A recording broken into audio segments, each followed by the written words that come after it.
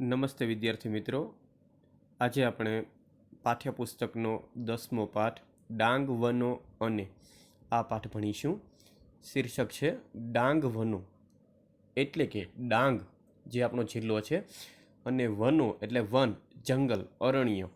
ડાંગનું one અને પછી જુઓ મિત્રો, અને શબ્દ પછી તે શબ્દને બાંધી દેવામાં આવ્યો છે 3 પૂર્ણ વિરામ કરીને.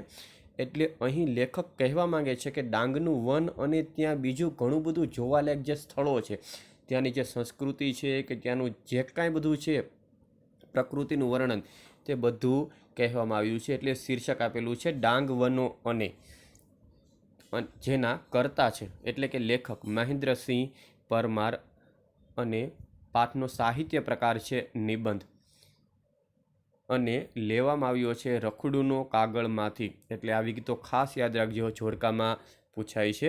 હવે આપણે જોઈએ ડાંગ વનો અને જે નિબંધ છે તેના લેખક મહેન્દ્રસિંહ પરમાર, તેમનો પરિચય. તેમનો જન્મ 2/10/1967 થયેલો છે. તેમનું પૂરું નામ જોઈએ. મહેન્દ્રસિંહ તખ્તસિંહ પરમારનું વતન સુરેન્દ્રનગર જિલ્લાનું કુકણા ગામ છે. જુઓ મિત્રો, તેમનું પૂરું નામ અને તેમનું વતન આ પણ ક્યારેક એક વાક્યમાં પૂછાઈ શકે. તેઓ ભાવનગર યુનિવર્સિટીના ભાષા ભવનમાં અધ્યક્ષ તરીકે કામગીરી કરે છે. તેઓ વાર્તાકાર, વિવેચક અને દિગ્દર્શક તરીકે જાણીતા છે. તેમનું ગદ્ય આગવી ભાત પાડે છે. ગદ્ય એટલે કે જે પાઠ લખવાનું, જે તેમનું લખવાની જે રીત છે તે એક અલગ પ્રકારની ભાત પાડે છે. તેમના પ્રથમ નામના વિવેચન સંગ્રહ, પોલિટેકનિક નામે વાર્તા સંગ્રહ અને રખડુનો કાગળ નામે નિબંધ સંગ્રહ પ્રગટ થયા છે. તો વિદ્યાર્થી મિત્રો, આ હતો તેમનો પરિચય. તેઓ હાલમાં શું કામગીરી કરે છે, તેમણે શું શું ગુજરાતી સાહિત્યને આપેલું છે, અને રખડુનો કાગળ છે એમનો નિબંધ સંગ્રહ છે, તેમાંથી આ ભાગ લેવામાં આવ્યો છે. હવે જોઈએ નિબંધનો સાર. આ નિબંધ રખડુનો કાગળમાંથી લેવામાં આવ્યો છે. પોતે કરેલા નર્મદા કિનારા અને ડાંગના જંગલોના પ્રવાસના સંસ્મરણોને લેખક પત્ર રૂપે પોતાના બાપુજીને લખે છે, જેમાં લેખકનો રખડું સ્વભાવ, સંવેદનશીલ હૃદય અને સૌંદર્ય દ્રષ્ટિ અનુભવાય છે. આ એક જે નિબંધ છે તે લેખક ડાંગના વનમાં ફરવા માટે નીકળ્યા છે, અને ત્યાં નર્મદા નદીને કિનારે અને ડાંગના જંગલો છે તેમાં પ્રવાસ કરે છે. બધી બાબતો પોતાને યાદ આવે છે, એટલે પોતાના પિતાજીને પત્ર લખે છે, જેમાં લેખકના અમુક જે લક્ષણો આપણને દેખાય છે, કે જેવું કે એમનો જે સ્વભાવ હતો એકદમ રખડવાનો, ફરવાનો, પછી સંવેદનશીલ હૃદય એટલે કે સંવેદનશીલ ધરાતું, લાગણીશીલ, અને સૌંદર્ય દ્રષ્ટિ એટલે નજર, સુંદરતા જોવાની નજર અનુભવાય છે. અહીં લેખકનો નર્મદા સાથેનો સૂક્ષ્મ નાતો છે. નર્મદા નદી છે તેની સાથે સૂક્ષ્મ, ખૂબ જ એકદમ ઝીણો બારીકાઈનો નાતો છે, સંબંધ છે. તો સાથે ગુજરાતના એક રળિયામણા એટલે કે સુંદર પ્રદેશ ડાંગના પ્રાકૃતિક સૌંદર્યની, ત્યાંના લોકોની વિશેષતાઓ પણ આ નિબંધમાં અત્યંત લાઘવથી વર્ણવાય છે. લાઘવ એટલે કે ટૂંકાણમાં. એ સાથે લેખકનું સંવેદન પણ ઘૂંટાતું જાય છે. આ આખી વાત કરવા માટે પત્ર શૈલી પસંદ કરીને લેખકે પોતાની અને ભાવકની વચ્ચે અંગત સેતુ રચ્યો છે. નિબંધનું ગદ્ય પ્રવાહી છતાં ઊંડાણવાળું છે. ગુજરાતી ગદ્યની એક જુદી તરે એમાં છે. તો આ નિબંધની અંદર એકદમ ટૂંકાણમાં લેખકે બધું વર્ણન કર્યું છે, છતાં પણ પત્ર લખવાની જે શૈલી છે, એ પત્ર લખવાની શૈલી લેખકે પસંદ કરી અને આ રજૂઆત કરી છે. અને લેખક પોતાની અને ભાવક એટલે કે જે ભાવનાશીલ, જે વાંચનાવાળા છે, પાઠ વાંચવાવાળા, એની વચ્ચે એક અંગત સેતુ રચ્યો છે. સેતુ એટલે બંધ, પુલ, એ રચ્યો છે. અને નિબંધનું ગદ્ય પ્રવાહી, નિબંધ છે તે ટૂંકો છે અને ગદ્ય છે, છતાં પણ એકદમ ઊંડાણવાળું છે. એટલે ગુજરાતી ગદ્યની એક જુદી જ તરે, એક જુદી જ ભાત આ નિબંધમાં ઊભી થાય છે. તો હવે આપણે નિબંધ જોઈએ.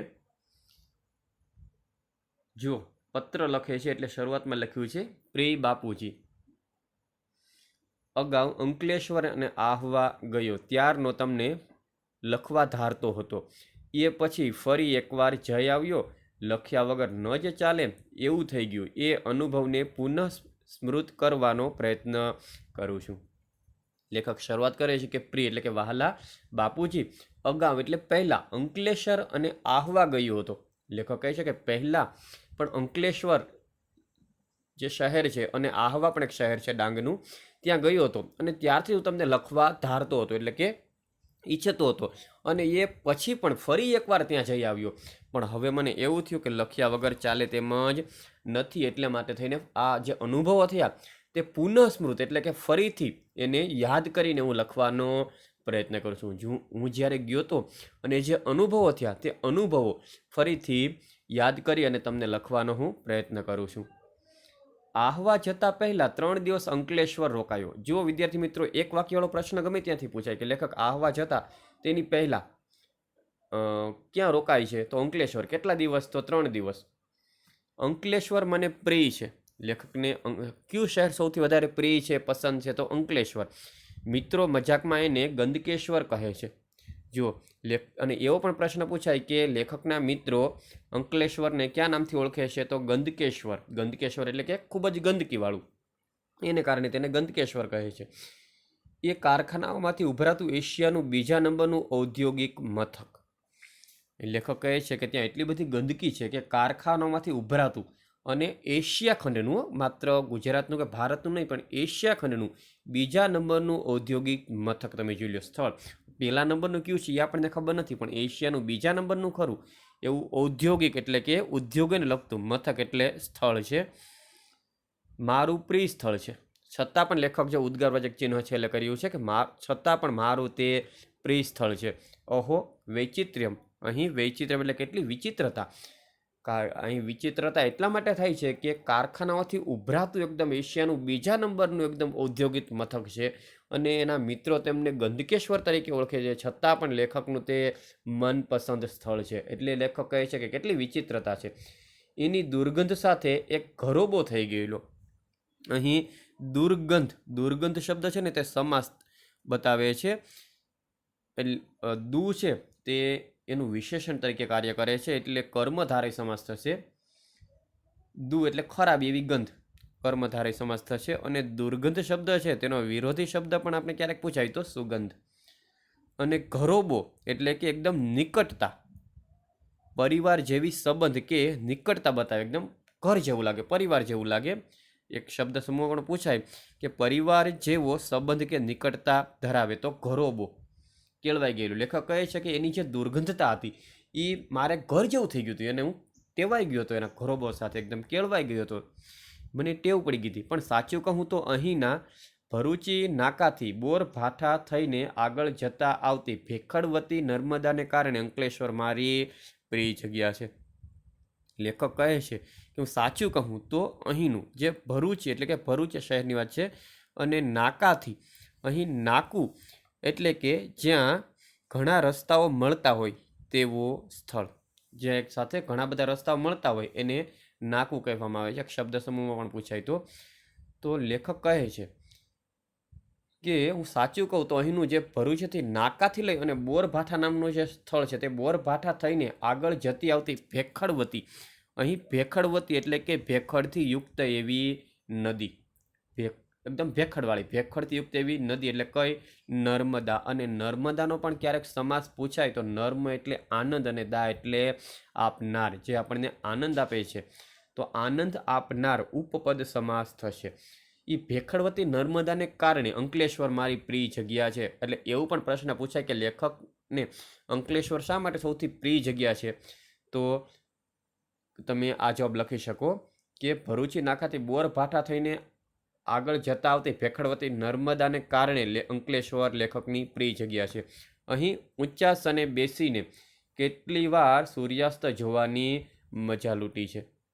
ઊંચાસન એટલે કે ઊંચું એવું આસન, બરાબર, કર્મધારય સમાસ થશે. ત્યાં ઊંચા આસન પર બેસીને કેટલી વાર સૂર્યાસ્ત, સંધિ છૂટી પાડો તો સૂર્ય વત્તા અસ્ત, સૂર્ય અસ્ત થતો હોય, સૂર્ય આથમતો હોય તે જોવાની મજા લૂંટી છે. અહીં મજા લૂંટવી રૂઢિપ્રયોગ છે, એટલે કે ખૂબ આનંદ લેવો.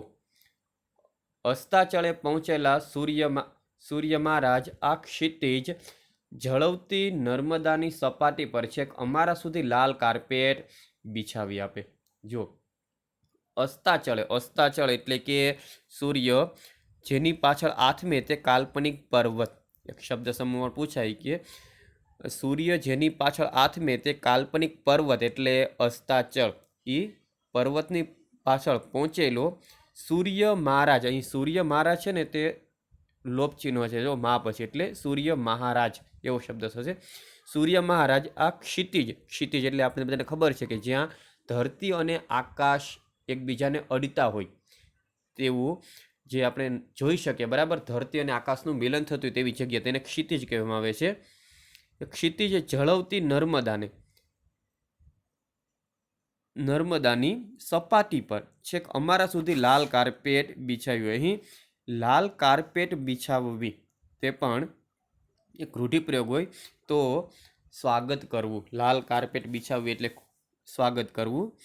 તો અહીં લેખક કહે છે કે સૂર્ય જેની પાછળ આથમતો હોય તેવા કાલ્પનિક પર્વત પાસે પહોંચેલા, અસ્તાચળે પહોંચેલા સૂર્ય મહારાજ જ્યારે ધરતી અને આકાશને જળવતી એટલે કે જળવંતી, બરાબર, એકદમ પાણીથી ભરપૂર, બરાબર, પુષ્કળ એ નર્મદાની સપાટી પર અમે જતા હોય ત્યારે જ્યારે અમારું ભવ્ય સ્વાગત કરતી હોય તેવું અમને લાગે છે. અને લાલ કાર્પેટ એટલે કે એક જાજમ, બરાબર, ચાદર પણ તમે કહી શકો. આ રાજમાર્ગે, રાજમાર્ગ એટલે કે રાજનો માર્ગ, રાજમાર્ગે ટપ ટપ કરતા દોડીને એમને મળવા જઈએ ત્યાં તો ગાયબ થઈ જાય. લેખક કહે છે કે આ રાજમાર્ગે અમે ટપ ટપ એટલે કે ચાલવાનો અવાજ છે, ટપ ટપ કરતા અમે દોડીને તેમને મળવા જઈએ ત્યાં તો તે ગાયબ થઈ ગયા હોય. તો આપણે આખો પેરેગ્રાફ છે એના પર જોઈ લઈએ કે લેખક છે એ પોતાના પિતાજીને પત્ર લખે છે અને કહે છે કે પહેલી વાર ગયો અંકલેશ્વરને આવવા ત્યારે તમને પત્ર ન લખી શક્યો, પણ હવે બીજી વાર જઈ આવ્યો એટલે હવે એવું લાગે છે કે પત્ર લખ્યા વગર ચાલે તેમ જ નથી. અને 3 દિવસ અંકલેશ્વરમાં રોકાય છે. અંકલેશ્વર લેખકની પ્રિય જગ્યા છે. મિત્રો તેને મજાકમાં ગંદકેશ્વર કહે છે, છતાં પણ લેખકની પ્રિય જગ્યા છે, કારણ કે ત્યાંનું જે ભરૂચ નાકાથી બોરભાઠા થઈને આગળ જતી જે ભેખડીથી યુક્ત નર્મદા નદીને કારણે લેખકની આ પ્રિય જગ્યા છે. અને ત્યાં ઊંચા આસન પર બેસીને સૂર્ય જે અસ્ત થતો હોય, સૂર્ય આથમતો હોય તે જોવાની લેખકને ખૂબ મજા આવે છે. અને અસ્તાચળે પહોંચેલો જે સૂર્ય મહારાજ છે અને ક્ષિતિજ જળવતી નર્મદાની સપાટી પર, એટલે અહીં જે સૂર્ય છે ત્યાં આથમી રહ્યો છે તે પર્વતથી લઈ અને નર્મદા નદીની વચ્ચે જાણે લાલ કાર્પેટ બિછાવ્યું હોય તેવું લાગે છે. એટલું અહીં લેખકનું સ્વાગત કરતી હોય તેવું લાગે છે, કારણ કે જે સૂર્ય આથમે છે અને તેનો લાલાશ ભરેલો પ્રકાશ તે છેક લેખક સુધી આવે છે. એટલે લેખક એવું વિચારે છે કે જાણે મારું ભવ્ય સ્વાગત કરી રહ્યા હોય. અને આ જે રાજમાર્ગ છે એ રાજમાર્ગે ટપ ટપ કરતા દોડીને એને મળવા માટે જાય છે ત્યાં તે ગાયબ એટલે કે અલુપ્ત થઈ જાય છે. ત્યારબાદ આગળ જોઈએ, નર્મદાએ મને હર હંમેશ ઝંકૃત કર્યો છે. અહીં લેખક કહે છે કે નર્મદાએ હર હંમેશ એટલે કે દર વખતે, હંમેશા ઝંકૃત કર્યો છે, એટલે કે મને એકદમ એમાં ડૂબાડી દીધો છે, એટલો બધો મને આમ ભાવ ભીનો કરી દીધો છે, એટલો બધો મને એમાં ઇન્ટરેસ્ટ પડી ગયો છે, એટલે આ રીતે ઝંકૃત કર્યો છે.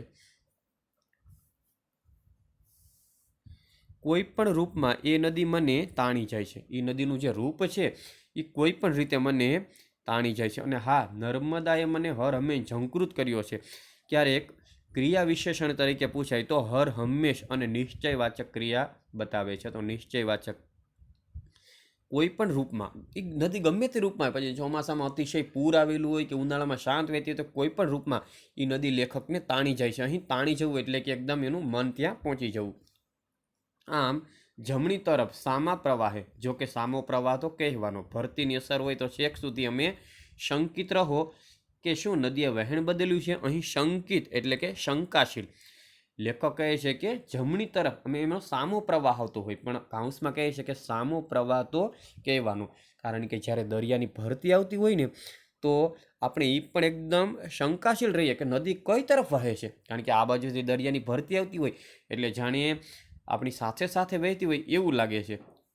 ખરેખર નદીનો પ્રવાહ છે તે તો લેખકને સામો આવે છે, પણ ભરતીને કારણે જાણે લેખકની સાથે નદી વહેતી હોય તેવું લાગે છે, એટલે શંકિત રહે છે લેખક, કે લેખકને શંકા થઈ જાય, શંકાશીલ રહી છે કે નદીએ પોતાનું વહેણ, પોતાનો પ્રવાહ બદલી નાખ્યો કે શું, કારણ કે જમણી તરફ વહેવાને બદલે તે ડાબી તરફ વહે છે દરિયાની ભરતીને કારણે. જોઉં તો કબીરવડ, અહીં કબીરવડ મધ્યમપદ લોપી સમાસ થશે, કારણ કે કબીરના નામથી પ્રખ્યાત વડ, મધ્યમપદ લોપી સમાસ. કબીરવડ, નારેશ્વર, જબલપુર ને અમરકંટક સુધીના તમામ પ્રદેશો ફરી વળું તો આમ ડાબી તરફ પ્રવાહ સાથે વહું તો સમુદ્રમાં, ત્યાંથી ક્યાંનો ક્યાં. લેખક કહે છે કે નર્મદા નદીમાં હું જ્યારે એને કિનારે કિનારે ફરતો હોઉં ત્યારે કહે છે કે કબીરવડ ફરું કે નારેશ્વર, જબલપુર કે અમરકંટક, આ બધા પ્રદેશોને હું ફરી વળું છું. અને ડાબી તરફ વહે તો જાણે પ્રવાહની સાથે હું વહું છું. ક્યાં? તો કે સમુદ્રમાં. ડાબી તરફ હું જ્યારે નર્મદા નદીની સાથે જતો હોય તો સમુદ્રમાં હું પણ નર્મદા નદીની સાથે કેમ વહતો હોય એવું લાગે, અને ક્યાંથી ક્યાં સુધી પહોંચી જાઉં તેવું લાગે છે. ત્યારબાદ આગળ જોઈએ. કબીરવડ સાથે કબીરજીને અનુભવીએ, એટલે અનુભવવું એટલે કે યાદ કરવું એમ. કહે છે કે કબીરવડની સાથે કબીરજીને અનુભવીને યાદ કરીએ. કેટલાક તપસ્વીઓના, અહીં તપસ્વી એટલે કે તપ કરનારા જે સાધુઓ હોય તેને તપસ્વીઓ, તપસ્વીઓના તપને અનુભવીએ. કહે છે કે ઘણા બધા તપસ્વીઓના તપનો પણ આપણે અનુભવ કરી શકીએ, કારણ કે નર્મદા નદીને કિનારે જેટલા તીર્થધામ આવેલા છે તેટલા બીજી કોઈ નદીને કિનારે નથી. એટલે ઘણા ઋષિમુનિઓએ ત્યાં તપ કર્યું છે. અને કબીરવડ છે ત્યાં એના વિશે પણ એવું કહેવામાં આવે છે કે કબીરે દાંતણ કરી અને જે દાંતણ ફેંક્યું હતું અને ત્યાં જે વડ ઉગ્યો છે એટલે તેને કબીરવડ તરીકે ઓળખવામાં આવે છે. નાહીએ ત્યારે આખી નર્મદા આપણી હોય. લેખક કહે છે કે આપણે નર્મદા નદીને કિનારે બધું જ યાદ આવે છે. કબીરને યાદ કરીએ, તપસ્વીઓને પણ અનુભવ કરીએ, અને જ્યારે નર્મદા નદીમાં નાહતા હોય ને ત્યારે આખી નર્મદા નદી જાણે આપણી જ હોય તેવું આપણને લાગે છે. ત્યારબાદ આગળ જોઈએ. કાલાંતરોની સૃષ્ટિમાં આપણે નાહી રહીએ. કાલાંતરો, એના માટે પણ ક્યારેક એક શબ્દ સમૂહ પૂછાય તો લાંબા સમયના અંતર પછી, લાંબા સમયના અંતર પછી. અને તેનો સમાસ પૂછાય તો કર્મધારય સમાસ, કારણ કે એનો જે વિગ્રહ થશે બીજો એવો કાલ, કાલ અથવા જે કંઈ સમય, બીજો એવો સમય. તો લેખક કહે છે કે લાંબા સમયના અંતર પછી આ સૃષ્ટિમાં આપણે નાહતા હોય તેવું લાગે છે. એક અંજલિ, અંજલિ એટલે ખોબો, એક અંજલિ ભરીએ તો હાથમાંનું જળ ભૂતકાળના બધા દ્રશ્યો વર્તમાનની સન્નિધિએ ઉઘાડતું આવે છે. ભૂખ, તરસ બધું ભૂલી જવાય. કવિ રાજેન્દ્ર શુક્લ અહીં યાદ આવ્યા વિના ન રહે. અને વિદ્યાર્થી મિત્રો, હા, ખાસ યાદ રાખજો કે આ પણ પ્રશ્ન આપણને ઘણીવાર પૂછાયો છે કે ડાંગ વનો અને તેમાં મહેન્દ્રસિંહ પરમાર કયા કવિને યાદ કરે છે? તો રાજેન્દ્ર શુક્લને. અથવા રાજેન્દ્ર શુક્લ કયા પાઠમાં આવે છે એનું ખાલી નામ, તો ડાંગ વનો અને. તો અહીં લેખક છે એ કહે છે કે જ્યારે ખોબો ભરીએ અને હાથમાં જળ લઈએ તો ભૂતકાળમાં જે થઈ ગયા હોય તે બધા જ દ્રશ્યો આપણી સામે આવે છે. ભૂખ, તરસ બધું ભૂલી જઈએ. એટલે કવિ રાજેન્દ્ર શુક્લને અહીં યાદ કરે છે. કહે છે કે રાજેન્દ્ર શુક્લ યાદ આવ્યા વિના ન રહે. ત્યારબાદ જોઈએ શા માટેની યાદ કરે. જો રાજેન્દ્ર શુક્લની પંક્તિ છે એટલા માટેની યાદ કરે છે, તો એવું પણ પૂછાય કે ક્યાં કવિની પંક્તિ છે? તો રાજેન્દ્ર શુક્લની. મુઠ્ઠી ચણા કે ધાણી, ઝરણાનું મીઠું પાણી, ઘેઘૂરની ઘટામાં આઠે પ્રહર ઉજાણી. અહીં મુઠ્ઠી એટલે કે હાથમાં મુઠ્ઠી ભરાય તેટલું ચણા અને ધાણી, ઝરણાનું મીઠું પાણી, અને ઘેઘૂર, ઘેઘૂર એટલે કે એકદમ ગાઢ, અને ઘટા એટલે ઝુંડ. આઠે પ્રહર, પ્રહર એટલે કે પહોર, 3 કલાકનો સમયગાળો. જે 3 કલાકનો સમયગાળો હોય છે તેને પ્રહર કહેવાય છે. એટલે દિવસ છે તે 4 પ્રહરનો અને રાત્રિ 4 પ્રહરની હોય છે. કુલ મળીને 8 પ્રહર થાય. એટલે એક પ્રહરમાં 3 કલાક જેટલો સમયગાળો હોય છે. અને ઉજાણી એટલે કે મિજબાની અથવા વન ભોજન. રાજેન્દ્ર શુક્લ કહે છે કે આપણી પાસે માત્ર મુઠ્ઠી ચણા કે મુઠ્ઠી ધાણી હોય અને સાથે ઝરણાનું મીઠું પાણી હોય, હે ને મસ્ત મજાનું ગાઢ વૃક્ષોનું ઝુંડ, એમાં તો 8 પ્રહર આખો દિવસ માત્ર મજા જ, મિજબાની જ કરવાની, વનભોજન લેવાનું, એટલી બધી મજા આવે તેવું કહે છે. ત્યારબાદ જોઈએ. લ્યો હવે આહવાની વાત કરું. આહવા શહેરની વાત કરે છે. પહેલી વાર આહવા ગયો ત્યારે ઘાયલ જ થઈ ગયો. લેખક કહે કે જ્યારે હું પહેલી વાર આહવા ગયો ત્યારે ઘાયલ થઈ ગયો. વન સંપદાનું આટલું આદિમ અને મનોહર રૂપ લગભગ બધું જ વિસરાઈ ગયું. અહીં વન સંપદા એટલે તત્પુરુષ સમાસ થશે. વનની સંપત્તિ અથવા વનની સંપદા તત્પુરુષ સમાસ.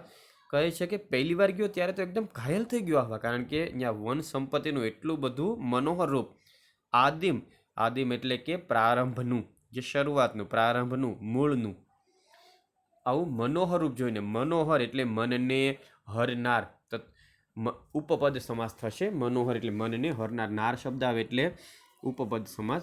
લગભગ બધું જ વિસરાઈ ગયું. વિસરાઈ જવું એટલે ભૂલી જવું. આહવામાં મિત્રવર્ય એટલે કે મિત્ર, જગદીશભાઈનું ઘર એકદમ સનસેટ પોઈન્ટની બાજુમાં જ છે.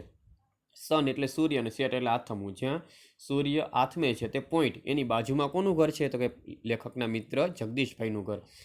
સનસેટ પોઈન્ટની ઊંચાઈએથી નીચેની આખી રંગભૂમિ જોવા સરખી. લેખક કહે છે કે વન સંપત્તિનું આટલું બધું, જે શરૂઆતથી જ પ્રારંભનું જે મૂળ, એટલું બધું મનોહર લાગે કે બધું જ આપણને ત્યાં ભૂલાઈ જાય. અને આહવામાં પોતાનો મિત્ર જગદીશભાઈનું ઘર પણ એકદમ સનસેટ પોઈન્ટની બાજુમાં છે. એટલે સનસેટ પોઈન્ટની ઊંચાઈએથી નીચેની આખી જે રંગભૂમિ છે, નીચેની જે ધરતી છે, તે એકદમ જોવા જેવી લાગે, બહુ મસ્ત મજાની જોવા સરખી લાગે. ત્યારબાદ આગળ જોઈએ. એની રંગરમણા અદ્ભુત, દૂર નીચે માનવ વસવાટથી સવારની ઝાંખી કરાવતા રતુમડા પત્તાના હોય તેવા ઘર. અહીં રંગરમણા સમાસ જોઈએ તો રંગોની રમણા તત્પુરુષ સમાસ થશે. અહીંની જે રંગોની જે રમણા છે અદ્ભુત હતી, અને દૂર નીચે માનવ વસવાટની સવારની ઝાંખી કરાવી એટલે કે યાદ કરવું, માનવ વસવાટ થતો હોય તેવું યાદ કરાવે તેવું રતુમડા. અહીં રતુમડા એટલે લાલાશ પડતા એવા પત્તા, પત્તા એટલે પર્ણ, પાન. રતુમડા લાલાશ પડતા એવા પાન હોય તેવા ઘર હતા. એટલે કે માનવ વસવાટ થતો હોય તેવું લાગે એવા વૃક્ષોના પાન જોઈને, જાણે માણસો અહીં રહેતા હોય. એ ઘર સુધી દોડી જતી સરપીલ ભૂખરી કેડીઓ. અહીં સરપીલ એટલે સાપ જેવી, અને ભૂખરી એટલે કે ઝાંખા રાખોડી રંગની, કેડી એટલે કે માત્ર નાની પગદંડી અથવા રસ્તો કહી શકાય. લેખક કહે છે કે એના ઘર સુધી જાણે સાપ જેવી ભૂખરી કેડીઓ હોય તેવું લાગે છે. ખીણમાંથી છે એક સૂર્ય સાથે હરીફાઈ કરવા મથતા સાગની અને જમીન પર પથરાયેલા ઘાસની પોતપોતાની લીલપ એટલે અહીં જે લીલાશ. કહે છે કે ખીણમાંથી, જે ઊંડી ખીણ છે એ ખીણમાંથી છેક એટલે છેક સુધી સૂર્ય સાથે હરીફાઈ એટલે સ્પર્ધા કરવા મથતા હોય એમ સાગ, એ વૃક્ષનું નામ છે, સાગ અને જમીન પર પથરાયેલા ઘાસની લીલપ. એટલી બધી મસ્ત લીલાશ હતી કે સૂર્ય છે તે હરીફાઈ કરી રહ્યો હોય તેવી રીતે લાગે છે. છાક એવો કે સૂર્યપ્રકાશને આંટી મારે. અહીં છાક એટલે કે નશો. કહે છે કે એનો છાક એટલો હતો, એનો નશો એટલો હતો, અથવા કેફ કે સૂર્યપ્રકાશને પણ આંટી મારે. અહીં આંટી મારવી રૂઢિપ્રયોગ છે. આંટી મારવી એટલે કે ચડિયાતું હોવું. નયનરમ્ય એટલે કે આંખોને ગમે તેવું, બરાબર, આંખને ગમી જાય તેવું એક શબ્દ સમૂહ માટે પણ પૂછાય તો નયનરમ્ય અથવા નયનગમ્ય પણ થઈ શકે. ને નયન મનોહર, નયન એટલે આંખ અને મનોહર એટલે મનને હરનાર, આંખો અને મનને હરી લઈ. શબ્દોની ખરેખરી અર્થછાયા અહીં પ્રત્યક્ષ થાય. અર્થછાયા એટલે કે અર્થોની છાયા, તત્પુરુષ સમાસ થાય છે. પવનની સાથે ઘુમરાઈને ઉપર વહી આવતા રંગ, ગંધ, અવાજના ત્રિવિધ રૂપને ઊંડા શ્વાસ લો તો આખા અસ્તિત્વ એટલે કે અહીંયાથી અસ્તિત્વમાં અનુભવી શકો. અને રંગ, ગંધ, અવાજ સમાજ જોઈએ તો દ્વંદ્વ સમાસ, કારણ કે રંગ, ગંધ અને અવાજ આ ત્રિવિધ એટલે કે ત્રણેય પ્રકારનું જે રૂપ છે, રંગ, ગંધ અને અવાજ, આ ત્રિવિધ રૂપને એકદમ ઊંડા તમે શ્વાસ લ્યો ને તો જાણે હૈયાત હોય તેવું તમે અનુભવી શકો. પવનની જાદુઈ લાકડી ફરે ને આ દ્રશ્ય શ્રાવ્ય ચલચિત્ર પરિવર્તન પામતું રહે. લેખક કહે છે કે ખાસ જોઈ લઈએ, જાદુઈ લાકડી ફરવી રૂઢિપ્રયોગ છે, એટલે કે ચમત્કાર થવો અથવા ચમત્કાર કરવો.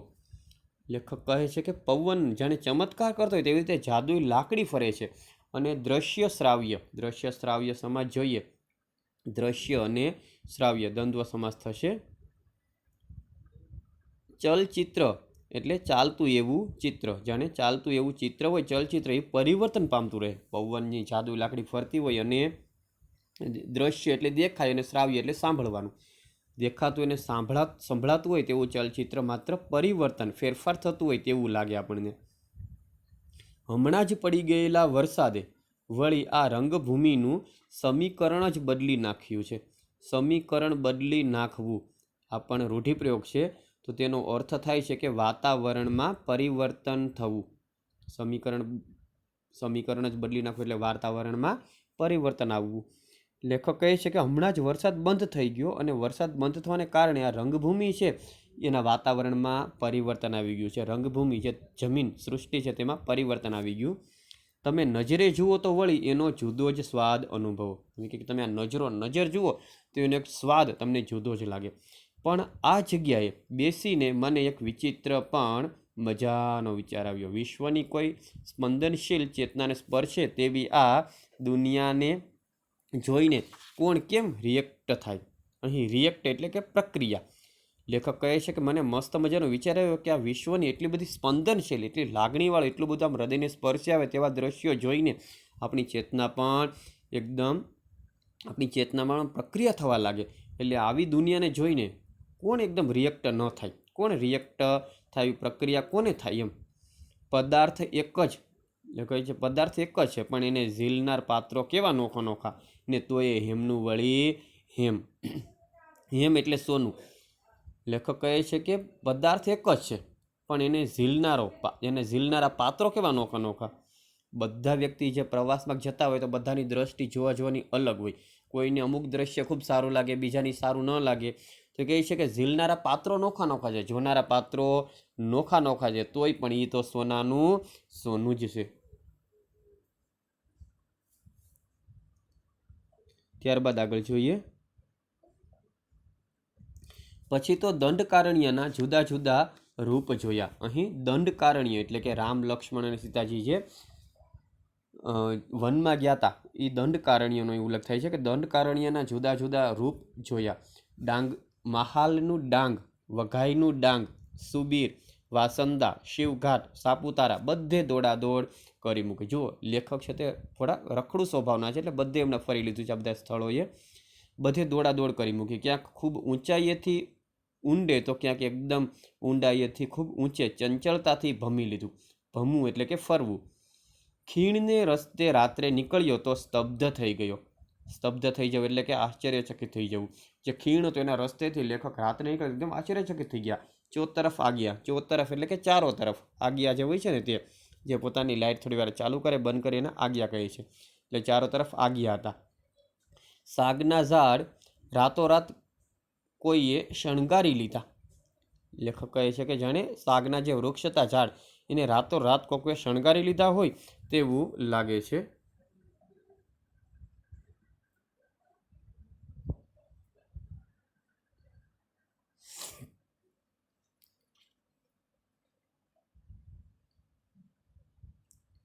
ઉપર નજર કરો તો તારાખચિત આકાશ। તારાખચિત એટલે કે સમાસ જોઈએ તો તત્પુરુષ તારાઓથી ભરેલું। તારાખચિત તારાઓથી ભરેલું। ઉપર જોઈએ તો તારાખચિત આકાશ, અને નીચે જોઈએ તો આજ્ઞા। પ્રિય કવિ રાજેન્દ્ર શુક્લ કાયમ સાથે, એટલે કે રાજેન્દ્ર શુક્લ તમને વળી બીજી વાર પણ ત્યાં યાદ આવે। તો આપણે જોઈએ કે દંડકારણ્યના લેખકે જુદા જુદા રૂપ જોયા, અને જે બીજા બધા સ્થળો જોયા ત્યાં દોડાદોડી કરી મૂકી, અને પછી એકદમ ચંચળતાથી એકદમ જોવાની ઉતાવળથી એણે બધું જ ફરી લીધું। અને ખીણને રસ્તેથી જ્યારે નીકળ્યા ને ત્યાં તો એકદમ આશ્ચર્યચકિત થઈ ગયા, કારણ કે ચારો તરફ આજ્ઞા જ હતા। અને સાગના જે ઝાડ હોય એ કેમ રાતોરાત કોઈ શણગારી લીધા હોય। સાગના ઝાડ ઉપર એવા મસ્ત મજાના આજ્ઞા બેઠા હતા, પોતાની લાઇટ ઝબુક ઝબુક થતી હતી, એટલે જાણે આખું સાગનું વૃક્ષ શણગારેલું હોય તેવું લાગતું હતું। એટલે ઉપર નજર કરો તો તારાઓથી ભરેલું આકાશ, અને નીચે નજર કરો તો આજ્ઞા। એટલે પ્રિય કવિ રાજેન્દ્ર શુક્લ કાયમ એટલે હંમેશા ત્યાં સાથે રહે। ફરીથી યાદ આવે છે સ્થાનનો ફરક અમથો, મૂળમાં તો અજવાળું, તારકો શિખર સોહે આજ્ઞા તરાઈમાં। લેખક કહે છે કે માત્ર સ્થાનનો જ ફરક છે. અમથો એટલે અમથો માત્ર. મૂળમાં તો અંજવાળું છે. જો સ્થાનનો જ ફરક છે, મૂળમાં અંજવાળું. કહેવાનો મતલબ એવો છે કે ઉપર તારાનું પણ અંજવાળું છે અને નીચે આજ્ઞાનું પણ અંજવાળું છે. માત્ર સ્થાનનો જ ફરક છે, સ્થળનો ફરક છે. મૂળ તો અંજવાળું છે, આજ્ઞાનું પણ અંજવાળું છે અને તારાનું પણ અંજવાળું છે. તારકો શિખર શોભે. તારકો એટલે કે તારાથી શિખર શોભે છે અને આજ્ઞા તરાઈમાં. તરાઈ એટલે કે જે કાંઈ પહાડની તળેટીનો પ્રદેશ કહે છે કે આ જે તળેટીનો જે પ્રદેશ છે તે આજ્ઞાથી શોભી રહ્યો છે. એટલે તારાઓથી શિખર શોભી રહ્યા છે અને આજ્ઞાથી પહાડની તળેટીનો પ્રદેશ શોભી રહ્યો છે. અને ખાસ કરીને આજ્ઞા માટેનું પણ ક્યારેક એક શબ્દ સમૂહ પૂછાય તો અંધારામાં જેના પાસામાંથી લીલો પ્રકાશ થયા કરતો હોય તે જોવા મળે તેવો એક જીવ એટલે આજ્ઞા. ત્યારબાદ જોઈએ